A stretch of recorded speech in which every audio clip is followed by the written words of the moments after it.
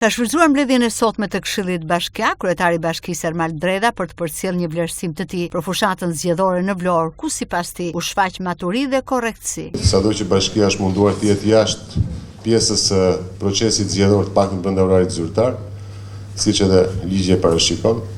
Megjithatë më vjen mirë që nuk kam parë paktën unë provova fushatën time, kur ishte për kryetar bashkie, po edhe për parlamentarët mund të jemi një nga qytetet shembull sa i përket edhe pjesës së censurisë gjithë i procesi. Nuk ka pasur asnjë problem.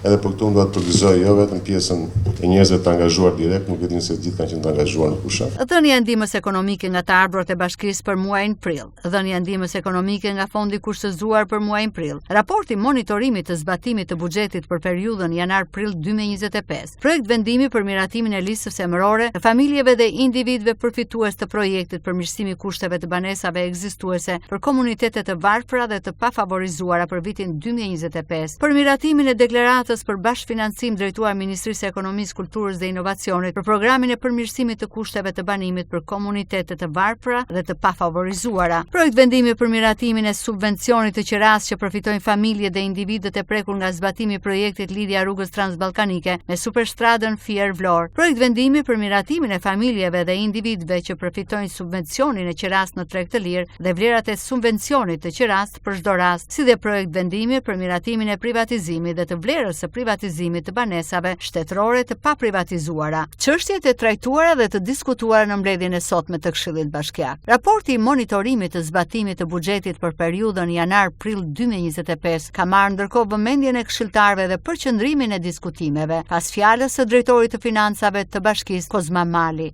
Për miratimin e buxhetit të bashkisë 2025, po japim një përmbledhje të ecurisë të zbatimit të buxhetit për 4 mujorin e parë të vitit 2025 për Bashkinë Vlorë dhe institucionet varësi. Bashkia Vlorë dhe në veçantë administrata tatimore është angazhuar që në fund të vitit 2024 fillim 2025 për evidentimin e gjitha problematikeve dhe subjekteve që operojnë në buxhetin e Bashkisë Vlorë. Po ju flas pak për të ardhurat e realizuara për këtë 4 mujor. Sipas raportimit me degën e Thesarit, të ardhurat për këtë 4 mujor janë në 1000 lekë, 1.343.614. Një realizim prej 58.2% e të ardhurave që ne kishim llogaritur për gjithë 2025-ën. Duket premtuese faktikisht nga Drejtoria Urbanistikës në veçantë dhe nga Drejtoria të ardhurave në Bashkinë Vlorë. Sinjalistika, infrastruktura rrugore, mosvjelja e taksës së tokës bujqësore në njësitë vendore të Bashkisë Vlorë, në fjalën e këshilltarëve. Një përgjigje dhe tarifa për zënien e hapësirave publike plazh, realizuar 75%.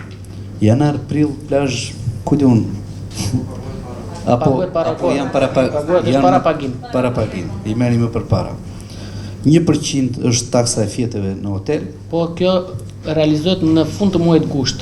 Po, nuk përkojnë raportin 8 mujor. Kreditor 0% dhe sanksione kundërvajtje administrative 0%. Taksës tokës bujqësore, që nuk është se drejtori tha 4 mujor që nuk e kemi mbledhur, që është 0, dhe vitin e kaluar ka qenë shumë keq, është lënë detyra edhe herë të tjera dhe nuk është zbatuar. Nuk e di, na do marrim një përgjigje që është një taks, qoftë për tokat me qira, qoftë për tokat bujqësore që nuk mblidhet asnjë lek.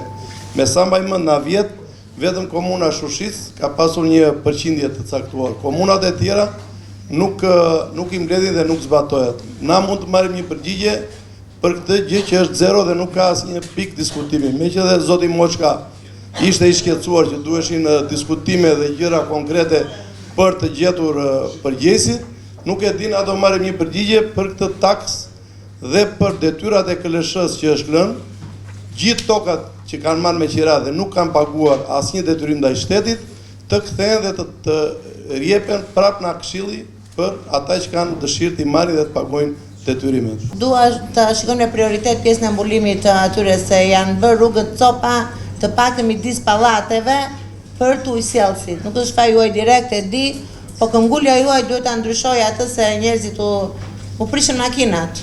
Unë nuk e di tani se pagojmë taksa, po makinat i rregullojnë vetë pastaj. Pyetjeve të këshilltarëve u ka dhënë përgjigje kreu i Komisionit të Ekonomisë në Këshillin Bashkiak Elsa Bezhani, ndërsa është shprehur dhe kryetari i këshilltarëve socialist Ervis Moçka. Gjithë anëtarët e komisionit me prezencën edhe të disa drejtuesve të administratës së Bashkisë Vlorë Dhe unë doja të teksoja lidhur edhe me pyetjet që bëri zoti Gjyheri për taksën e tokës bujqësore.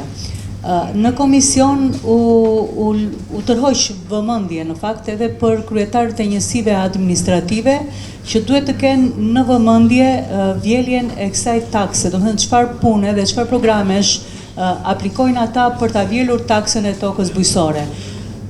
Po vjet në vëmendje kjo gjë në mënyrë që mos të lihet mbasdore, sepse jo gjithmonë çdo vit vjelja e taksës bujqësore të jetë në nivele kaq të ulta.